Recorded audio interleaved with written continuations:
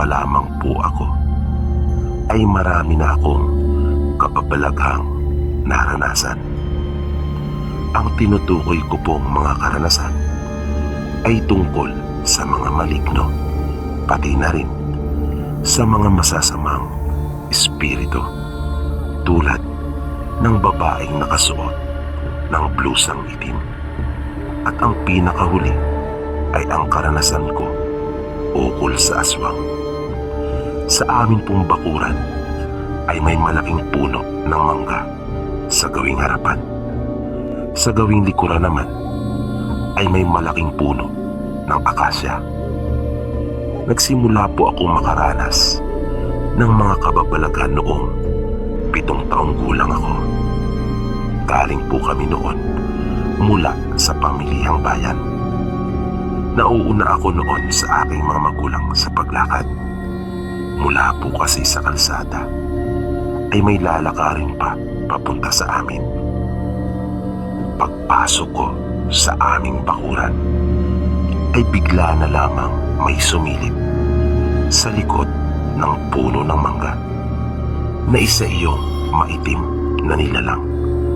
Mahaba ang buhok nito na magulo, kung kaya napasigaw po ako ng malakas at nagtatakbong pabalik sa mga magulang ko. Habang tumatakbong pabalik ay umiiyak na ako sa tindi ng takot na aking nararamdaman. Sa kasamaang palad ay nadapa po ako at tumama ang uso ko sa bato at dumugo ito. Mabilis pa rin akong bumangon dahil sa takot na baka sumunod ito at abutan ako. Nang makasalubong ko na po ang aking mga magulang ay nataranta sila dahil sa marami ng dugo ang nagkalat sa bibig ko. Ganon din sa aking damit sa gawing dibdib. Hindi ko po makakalimutan ang tagpong iyon dahil sa nabungi po ako sa pangyayari na iyon. Pinunasan nila ang bibig ko at braso na nagkaroon ng galos, bunga ng pagkakataba ko. Nang mag-usisa ang aking mga magulang ay ikinuwento ko ang tungkol sa aking nakita. Naniwala naman sila agad sa akin dahil na rin sa nakita nilang reaksyon ko. Putlang-putla di umano ako ng mga oras na iyon, paglalarawan ng nanay ko. At talaga naman po nanginginig ako sa takot. Pagbalik sa bahay ay halos ayaw kong lumapit sa puno. Nititigan man lang yun. Nang dumaan na kami doon ay pumikit ako at tinakpan ko pa ng aking kamay ang akin pong mga mata. Narinig ko ang aking tatay na sinabing wala naman mira, kaya pwede mo nang alisin ang kamay mo sa iyong mga mata. Pagmulat ko ay wala na nga roon ang nilalang, kaya napabulalas ako pero nandito lang yon kanina. Napatuloy pa rin ako sa pag-iyak. Pumasok na kami sa bahay at ginamot nila ako. Hindi mawala sa isip ko ang larawan ng nilalang na iyon na akin pong nakita.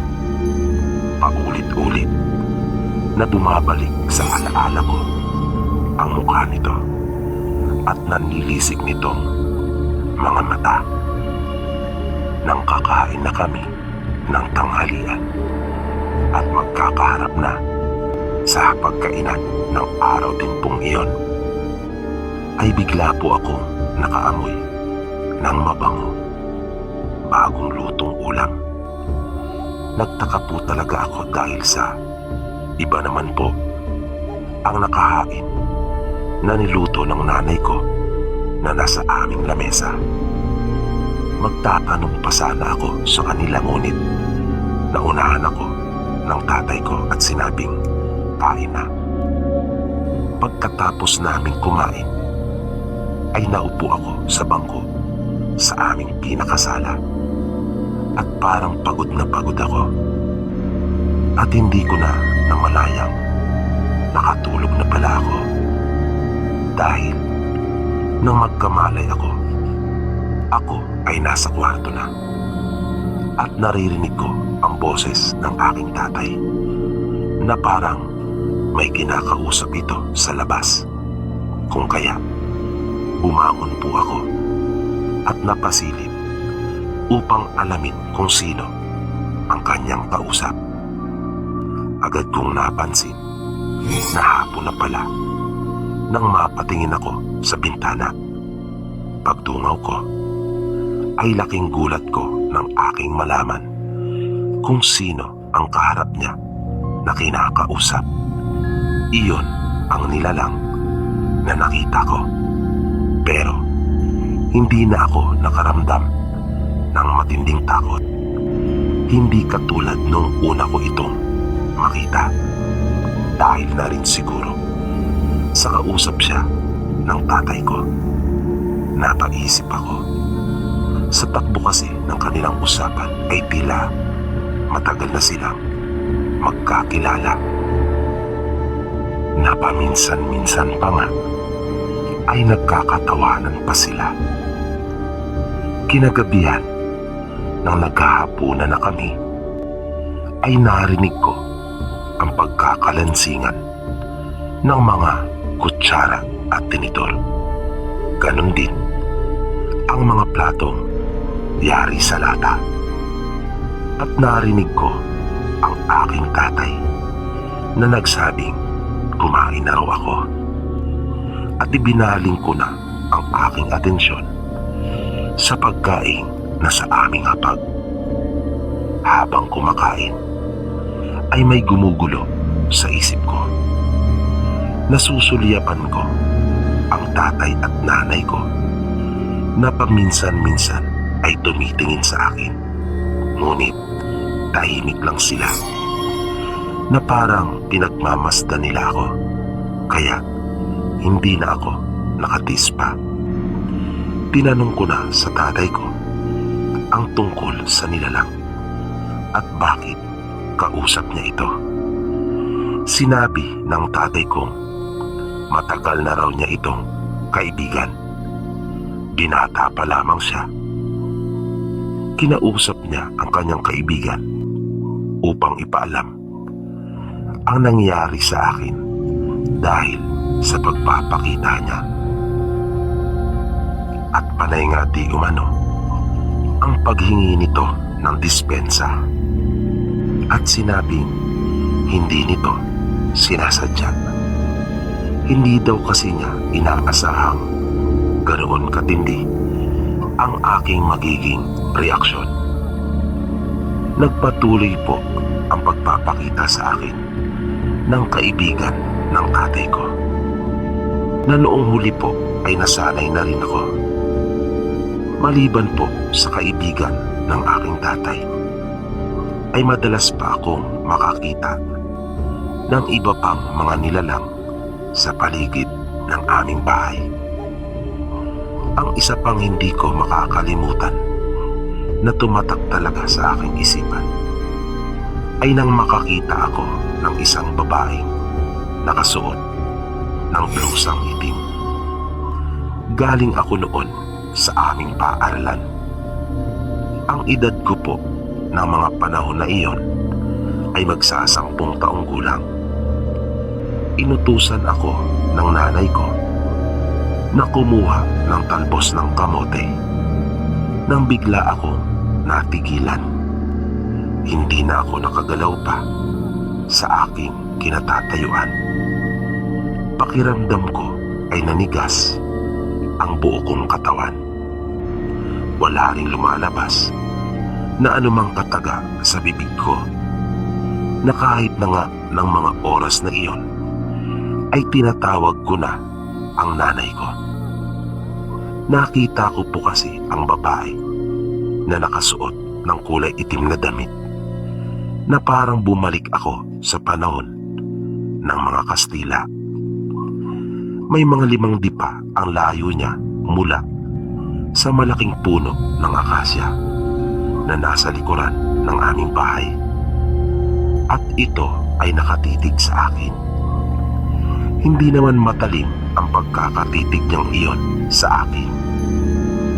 Hindi ko napapakasan ng galit ang mukha nito, pero natakot talaga ako at sobrang kinabahan dahil sa duguan nito na ang mukha niya ay may bahaging natuklap ang balat na may kalaparan iyon at tila may gilid ito sa leeg na mapapansin mong talaga ang malaking hiwa mula roon. Nanatili lang ako sa aking kinatatayuan na hindi umiimik. Nang binawi na niya ang pagkakatingin niya sa akin, ay naglakad na ito papunta sa puno. Ngunit bago ito tuluyang maglaho, ay muli niya akong tinitigan na dahil doon ay napapigit ako. Ngunit agad din akong tumilat dahil naisip kong baka lumapit ito sa akin. At pagmulat ko nga ay wala na ito roon. Habol-habol ko ang aking paghinga matapos iyon dahil ang bigat ng pakiramdam ko noong mga panahong nakatitig siya sa akin. Mabigat iyon sa dibdib na parang hindi ako makahinga. Nang makapasok ako sa bahay, ay tinanong ako ni nanay kung ano daw ang nangyari sa akin at bakit ang tagal ko. At putlang-putla di umano ako. Noong ako naman po ay high school na, ay may karanasan pa akong muntik ko nang ikamatay. Minsan po kasi ay may dinaluang kasalan ang aking mga magulang. Hindi po ako nakasama dahil sa walang maiiwan sa aming bahay at mag-aasikaso ng aming mga alagang hayop. May baka na po kasi kami noong mga panahon na iyon at may kalabaw din na paalaga sa amin. Katatapos ko lang mananghalian nang may narinig akong tao na nasa labas. Isa itong babae na may hawak siyang pahabang kahon na maihahalin tulad sa isang pencil case at nakabagpak ito. Nang tanungin ko siya kung ano ang pakay, ay agad niya akong inalok ng perlas at kwintas. Baka gusto ko raw bumili. Sinabi kong wala akong pera kahit na nagagandahan ako sa kanyang iniaalok.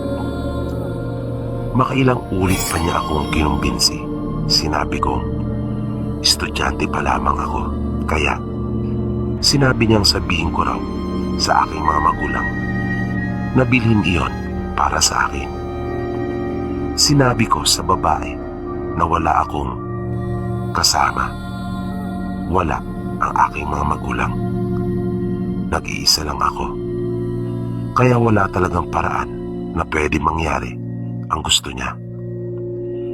Noong huli ay nakiusap na lang siya na kung maaari bang makiinom ng tubig dahil sa malayo na raw ang nilakad niya at siya ay uhaw na. Pinagbigyan ko naman ang pakiusap ng babae, kaya pumunta ako sa kusina at kumuha ng kanyang maiinom. Pero binilisan ko kasi nag-aalala ako na baka masalisihan niya ako. Kahit na mahirap lang kami, ay may mga ilang gamit na naroon sa sala na pwede niyang mabitbit. Wala kasi kaming kalapit na bahay at malapurol ang kinatitirikan ng aming tahanan. Kung kaya, madali niyang magagawa iyon kung sakali. At walang iba na makakapansin sa kanya. Pagkatapos niyang makainom, ay nagmamadali na itong umalis nang hindi man lang nagpasalamat at walang binitawan na kahit isang salita. Maya-maya ay dumating ang aso naming si Bantay. Di ko alam kung saan ito galing pero galit na galit ito at kinakahulan ang babae na papalayo. Ngunit tanaw ko pa ang likod nito na ang daang tinahak ay hindi ang palabas papunta ng kalsada. Nang mga hapon na, habang nagsisibak ako ng kahoy, ay nakaramdam ako ng pananakit ng tiyan. Kaya hindi ko na tinapos ang ginagawa ko at pumasok na ako ng bahay. Hinanap ko ang pampahid ni nanay at naglagay ako sa aking tiyan. Hindi ko na nagawa pang magsaing at maghanda ng hapunan dahil tumindi ang pananakit ng tiyan ko. Naisip ko rin na busog naman sila dahil sa kasalan ang kanilang pinuntahan. Nilatagan ko ng kumot ang mahaba naming upuan sa sala at doon nahiga. Madilim na ay wala pa rin sila nanay at tatay. Sinikap kong makatulog para di ko na maramdaman pa ang sakit. Pero hindi ko magawa. Nang mga oras na iyon ay halos mamilipit na ako sa sakit. Naluluha na ako sa tindi ng kirot. Napakiramdam ko ay sobrang init na pinagpapawisan ako ng todo. Nang bigla kong narinig ang aming aso na kumahol kaya napasilip ako sa siwang ng bintana sa pag-aakalang ang aking mga magulang na ang dumating. Ngunit wala akong nakitang liwanag ng flashlight. Ang nakita ko ay ang aming aso na tila may kinakahulan sa aming bubungan. Kaya kinilabutan ako at nakaramdam ng matinding takot. Dahil noon ko pa lamang nakitang umasal ng ganon si Bantay. Hindi ako kumilos. Nakiramdam akong mabuti. Sobrang lakas na ng kabog ng dibdib ko noon. Lalo na nang makumpirma kong mayroon nga na nasa bubungan namin na dahan-dahan itong kumikilos doon. Gustuhin ko mang sumigaw upang humingi ng tulong ay alam kong walang makakarinig sa akin at baka lalo lang ako nitong atakihin. At narinig ko ang mahinang huni nito. Tunog iyon na noon ko pa lamang narinig sa tanang buhay ko. Nang bigla po akong nagulat at napasigaw ng ubod lakas. Nang sumilip ako sa siwang sa pag-asang parating na ang aking mga magulang. Nang makita ko ang isang nakakatakot na imahe. Noong una ay hindi pa naging malinaw iyon sa akin.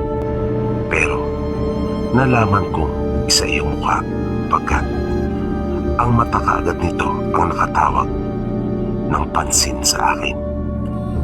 At ang mga pangil nito na nababalutan ng makapal na laway. At may buhok ito na animoy alambre sa tigas dahil sa pagkakaayos noon. May kahabaan ang tenga, gayon din ang uso nito dahil na rin siguro sa kanyang mga ngipin na nakauslit at ito ay nakatiwarik. Kahit namimilipit sa sakit ng tiyan ay hindi ako tumigil sa kasisigaw. Napakiramdam ko pa nga ay halos mawalan na ako ng boses at malay. Naisubsub ko na lamang ang aking ulo sa tuhod habang nakaupo na tinatakpan ko ng aking mga kamay ang aking mukha. Nang ilang sandali lang ay may narinig akong malakas na hampas at nasundan iyon ng isang pagdaing ng nasaktan at may lumagpak. Kaya mabilis akong napasilip na muli sa siwang ng bintana habang hawak-hawak pa rin ang sumasakit kong tiyan na baka dumating na ang mga magulang ko. Ngunit madilim pa rin sa labas. Walang palatandaan na dumating na sila. Habang nakasilip ay napasulyap pa ako paitaas para siguraduhin wala na nga ang aswang. Nakahinga ako ng maluwag nang di ko na ito makita na naroon. May mga kalahating oras pa ako namimilipid sa sakit na naghintay. Nang sa wakas ay dumating na rin ang aking mga magulang. Umiiyak akong ikinuwento sa kanila ang nangyari. Lumabas ang tatay ko. Makaraan ang ilang minuto ay nagbalik ito at may dalang mga dahon. Nilapatan ni tatay ng lunas ang tiyan ko. At habang ginagawa niya iyon ay sinabi niyang kanyang nakausap ang kaibigan at aswang nga daw ang may gawa noon sa akin. At iyon daw ay ang babae na Alayra. Lubos nga daw na pinasalamatan ni tatay ang kanyang kaibigan dahil sa ginawa nitong pagbabantay at pagtatanggol sa akin. Nais ko lang pong ibahagi ang naging karanasan ng aking lolo na kanyang ikinuwento po sa akin. Doon po siya naninirahan sa probinsya at may 62 taong gulang na. Nangyari po ito, may 4.5 dekada na ang nakakaraan. 3 po silang magkakapatid. Simple lang po ang kanilang pamumuhay sa kanilang probinsya. Asa lamang po ang kanilang mag-anak sa pagtatanim. Elementarya lang ang tinapos ng lolo ko. Gusto niya sanang magpa-Maynila upang magtrabaho noon. Pero nagdadalawang isip siya dahil walang makakatulong ang kanyang mga magulang sa mga gawain doon sa kanila. Medyo matanda na po kasi ang kanyang mga magulang noong mga panahon na iyon. Kaya niya naikwento iyon dahil kung nakapagpa-Maynila daw po siya ay hindi niya mararanasan ang isang pangyayari sa kanyang buhay na talaga naman pong hindi niya makakalimutan. Minsan daw po kasi ay nagkayayaan sila ng kanyang mga kaibigan. Mga dati rin niyang kaklase sila. Maligo daw po sila sa Busay. Ang Busay po na tinutukoy doon sa kanila ay falls. May maganda po kasing falls doon sa kanila. Mataas po at malakas ang tubig. Maganda po talagang mamasyal doon at maligo. Pero may bali-balita po na may engkanto doon sa lugar. Bagaman nakalawang beses na pong maligo ang lolo ko noon doon. Ngunit wala naman silang naranasang ganoon. Yun nga lang, mas malala pa pala ang kanilang mararanasan. Bali 5 po sila na maliligo noon doon. Kasama niya ang kanya nakababatang kapatid na lalaki na sumunod sa kanya. Pinayagan naman sila ng kanilang mga magulang. Kahit pa nga noong una, medyo atubili din ang mga ito dahil nga sa kumakalat na kwento tungkol sa mga engkanto na naroon sa lugar. Ayon po kasi sa kwento, may ilang mga bata na hindi na umano nakauwi sa kanila dahil sa nawala ang mga ito doon. Ang sabi naman ng iba ay nalunod daw ang mga ito. Magkaganon pa man, tulad po ng nabanggit na, ay 2 beses nang nakaligo ang lolo ko doon kasama din ang kanyang mga kaibigan at napagkasunduan nga nilang maligo muli doon. Kaya maaga pa lang ay inihanda na nilang magkapatid ang kanilang mga dadalhin kasama na ang iaambag nilang pagkain. Nagdala rin sila ng mais at mani.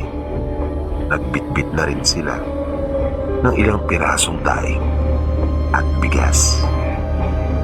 Pagdating nila sa tagpuan ay naroon na ang isa nilang kaibigan na si Alvin na naghihintay.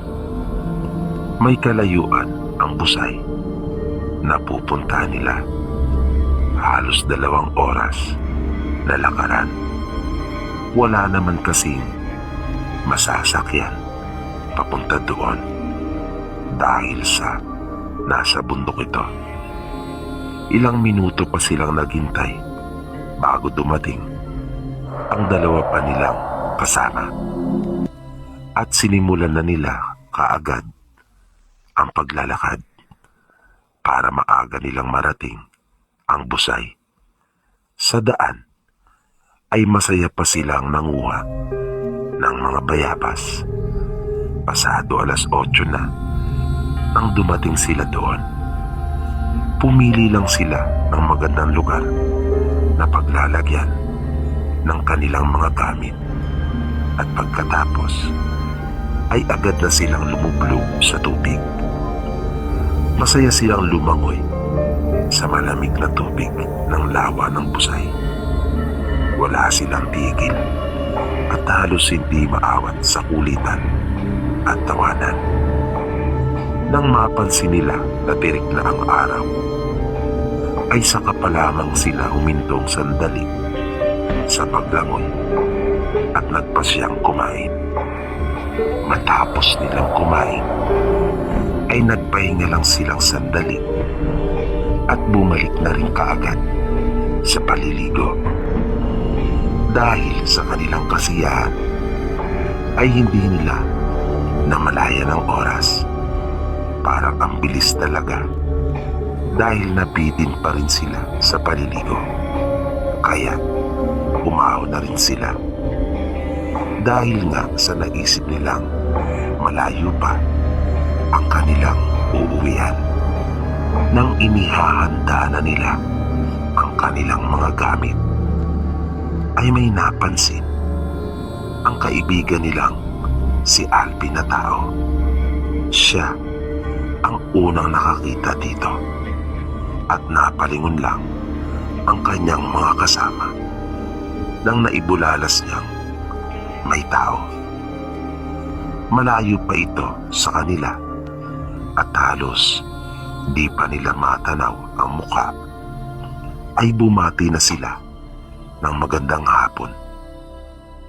Nakaramdam ang lolo ko ng kakaibang kaba nang nagpatuloy ito sa paglakad papalapit sa kanila dahil hindi karaniwan ang ginagawa nitong paglakad na nakabukaka ito na bahagyang nakayuko at nakalugay ang buhok nito na halos matakpan na ang kanyang mukha, ngunit kita ang mata nito na nanlilisik.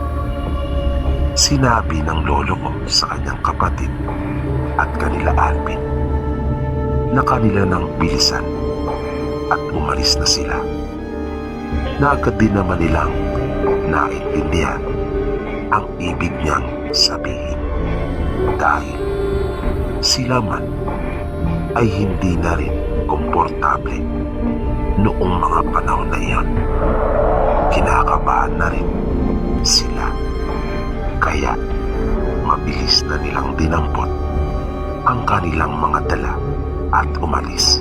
Pero napansin nila na nagdudumali na rin ang tao na kanilang nakita.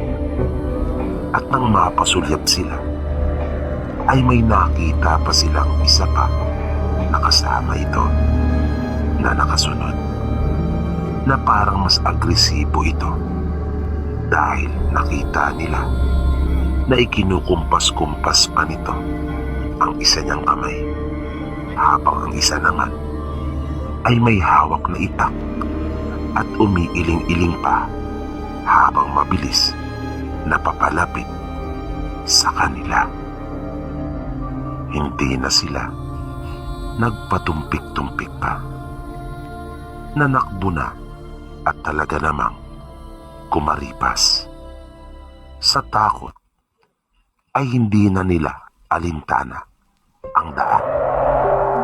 Hindi na nila nagawang tuntunin pa ang kanilang dinaanan ng papunta doon sa Busay, dahil sa doon nang galing ang dalawang tao na kanilang nakita. Ang nasa isip na lamang nila ng mga oras na iyon ay makalayo sa dalawang tao na iyon. Ang totoo nga ay hindi nila alam kung karaniwang tao nga ba ang mga ito, dahil kakaiba talaga ang kanilang mga ikinikilos.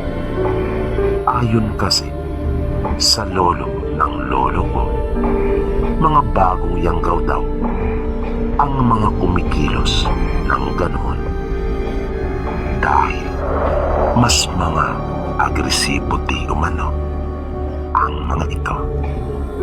Nagtatakbo sila nang hindi nila alam ang direksyon na kanilang tinatahak. Sinabi ng lolo ko na kahit anong mangyari ay huwag silang maghihiwalay. Habang lumalayo sila sa Busay ay nagiging mas masukal at madilim ang lugar na nakakapagpadagdag ng takot sa kanila.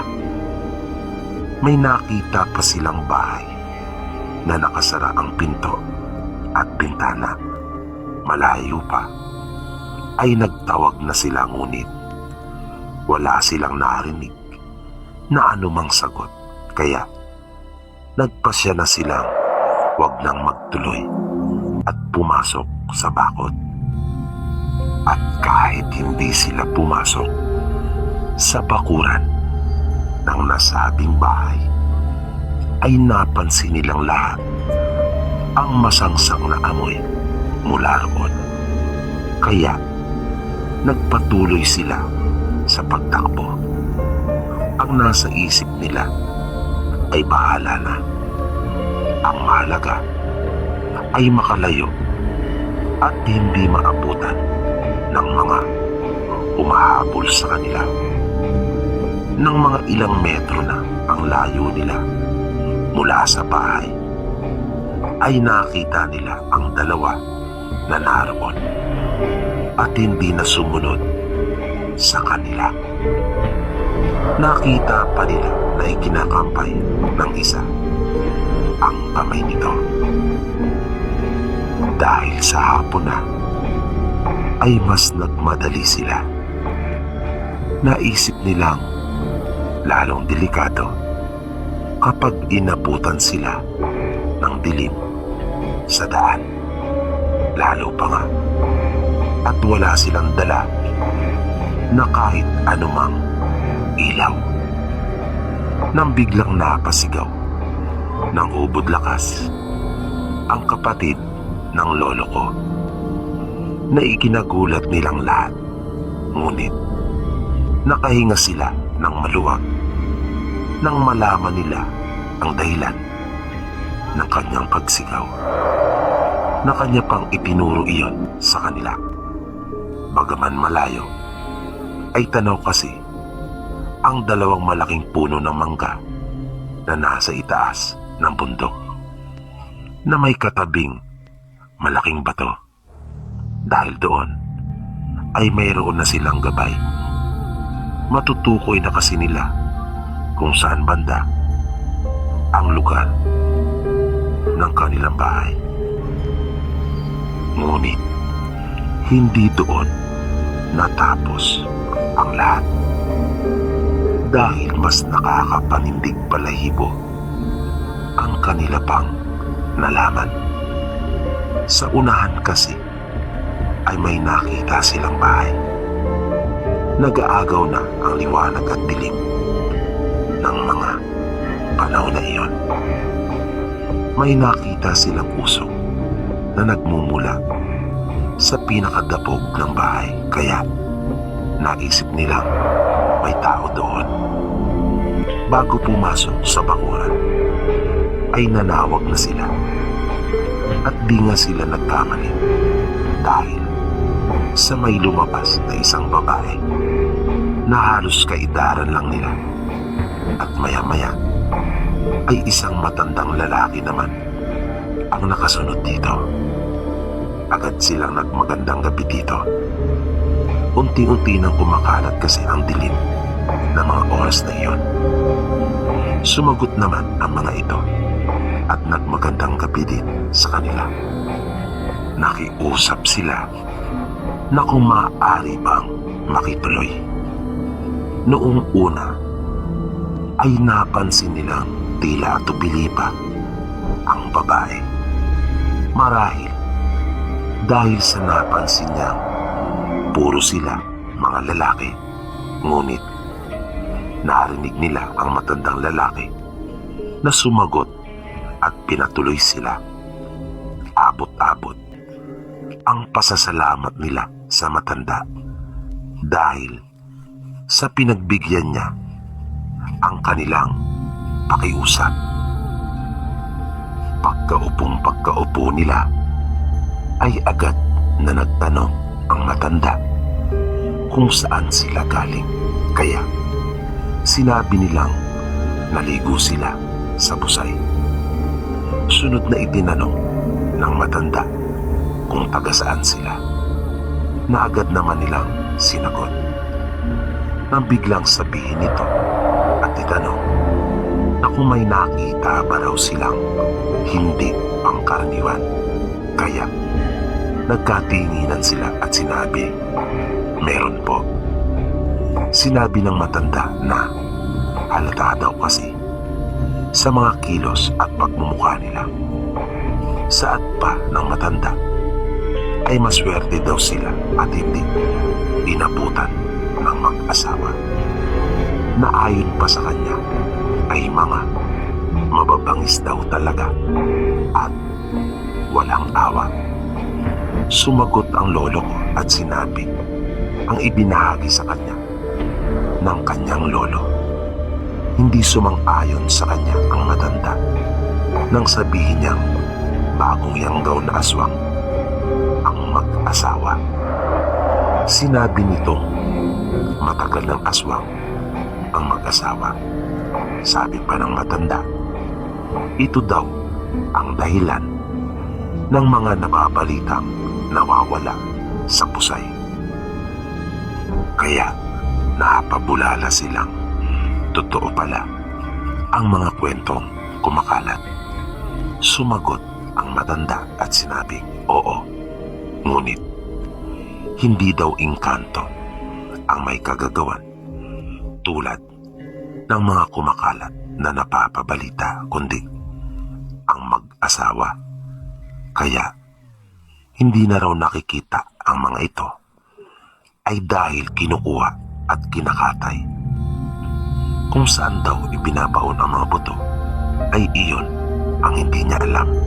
Ngunit sigurado di umano ito dahil sa minsan nang nasaksihan na may kinuha na bata ang mag-asawa.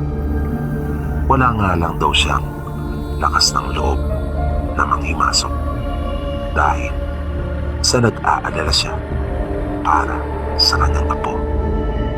Hindi rin daw niya may pagbigay alam sa iba dahil baka siya pa ang mapagtawanan at maging magulo pa ang buhay nilang maglolo.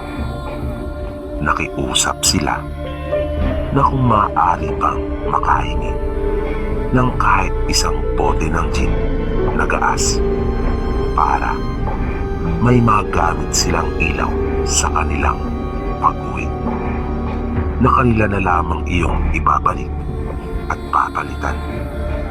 Humingi ng paumanhin ang matanda at sinabi hindi daw niya sila mapagbibigyan dahil sa kaunti na lamang di umano ang imbak nilang gaas at di pa raw ito sigurado kung makakapagpabayan para makabili dahil sa kapos din di umano sila ng mga pagkakataon na iyon. Kinumbinsi na lamang sila nito na doon na sa kanila matulog at ipagpabukas na lamang ang kanilang pag-uwi. Nagtinginan sila sa isa't isa ng kanyang kapatid at mga kaibigan. Nagpasya silang sundin na lamang ang payo ng matanda sapagkat wala naman silang iba pang pagpipilian. Ilang sandali lang ay nagyaya na ang mga ito na kumain. Inilabas na rin nila ang mga natira nilang pagkain at ibinahagi din sa maglolo. 2 lampara lang ang gamit nila sa bahay. Ayos lang naman dahil maliit lang rin ang kubo nila. Pagkatapos nilang makakain ng hapunan ay nagpahinga na muna sila na nakaupo sa isang mahabang bangko na nakadikit sa dingding na yari sa kawayan. Nagkwentuhan pa muna sila kasama ang matanda habang ang apo nito ay nakatayong nakikinig lang sa kanila. Maraming ibinahagi sa kanila ang matanda na noong uli ay nakilala nilang si Lolo Pitong. Yun daw ang nakagawian ng mga taong itawag sa kanya dahil sa Agapito daw ang tunay niyang pangalan. Nang bigla na lamang natigilan ito sa kanyang pagkukwento at nakita nilang napasulyap ang matanda sa dingding na hindi gumagalaw ang kanyang ulo. Sumenyas ito na wag daw silang maingay. Sabay tanong sa mahinang boses kung kanila ba daw naririnig iyon. Sinabi pa nito na masama di umano ang kanyang kutob pagkat may aswang daw na nasa labas. Kumabog kaagad ang dibdib ng aking lolo ng mga oras na iyon. At tulad ni Lolo Pitong ay malakas ang kutob nilang iyon ay ang mag-asawa. Dahan-dahang tumalikod ang matanda sa kanila at tinungo ang kusina. Dumiretso ito sa may dapog. Pagbalik ay may baon na itong hawak na may lamang mga abo. May mga binanggit ito. Di nga lamang matandaan ng lolo ko ang mga eksaktong pangungusap nito. Basta sa huli, ang kanyang naintindihan lang ay ang mga katagang puwera aswang. Nang tanungin nila ang matanda ay sinabi nitong pangontra daw iyon sa mga aswang na kahit dumating pa di umano sa puntong dumugi na sila ng mga aswang ay hindi daw sila mababasta-basta ng mga ito. Ikinalat ni Lolo Pitong ang abo sa gilid ng dingding palibot ng bahay. Unti-unti ay naririnig na rin nila ang kakaibang huni ng mga aswang. Mahina lamang iyon na sumasabay sa tunog ng mga kuliglig. Maliban sa kanilang huni, ay naririnig din nila ang mga tuyong dahon na naaapakan sa labas ng bahay. Nagpatuloy ang matanda sa kanyang pag-usal na nung huli ay naglabas pa ito ng 2 bakal at ikiniskis sa isa't isa. Naramdaman naman nilang tila nagalit ang mga aswang. Sumigaw ang matanda ng malakas at naghamon na pasukin daw sila sa bahay. Na dahil naman doon ay naramdaman ng lolo ko ang kanyang kapatid na lalong humigpit ang pagkakakapit sa kanya. Nakiramdam pa sila ng ilang sandali nang bigla na lamang napatingala sila nang lumundo ang balayan ng kubo nila Lolo Pitong. At bagaman gasera lamang ang ilaw na nasa loob ng bahay ng maglolo, ay kitang-kita nila kung paano hinawid ang pawid nilang bubungan. At bigla na lamang may pumula. Matapos iyon, nilakasan ni Lolo Pitong ang pag-usal. Biglang nawala ang bagay na iyon na pumula sa may bubungan. At narinig nila ang malakas na tunog na may lumundag mula doon.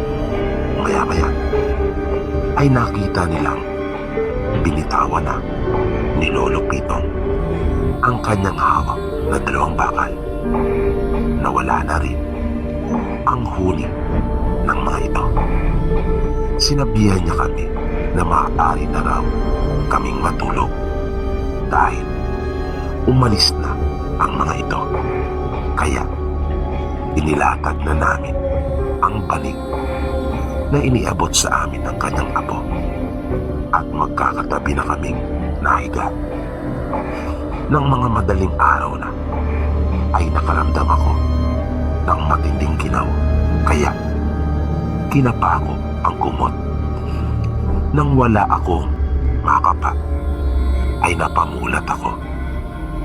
Nanlaki ang kanyang mga mata nang makita niya si Lolo Pitong na nakatayo sa kanilang harapan na tila pinagmamasdan sila. Tinungo nito ang mahabang upuan na kawayan at naupo. Sinabi nitong wag na raw siyang mag-alala pagkat binabantayan niya sila, kaya matulog na raw ito ng mahimbing.